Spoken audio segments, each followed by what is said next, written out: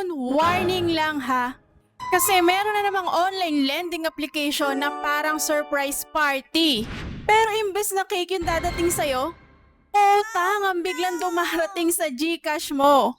Imaginein mo to, Loan. Nag-apply ka pa lang. Chill ka lang. Panood-nood ka pa ng reels.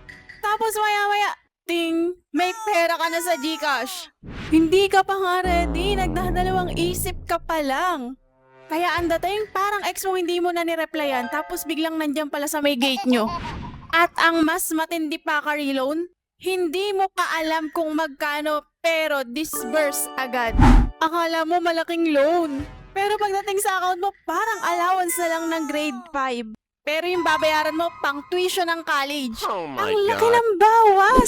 Aba, parang may hinahabol na group project na deadline ay 7 days lang. Napakalupit. Kaya sa video